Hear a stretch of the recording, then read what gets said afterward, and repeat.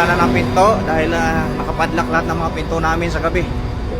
At ito, tuloy-tuloy kami sa paghila ng buds na ito.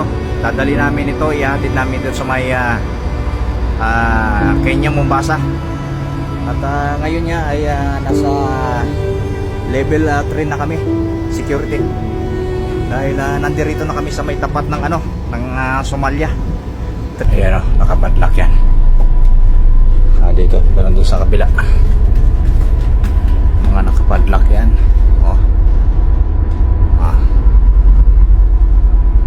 At dito, sa tabi ng kwarto ko. Secure na secure to. Ay kadena na. Iluwid pa. Walang kawala. May takip din yung ventanilla para hindi makita yung liwanag dito sa loob. Lahat ng ventanilla sa gabi may takip.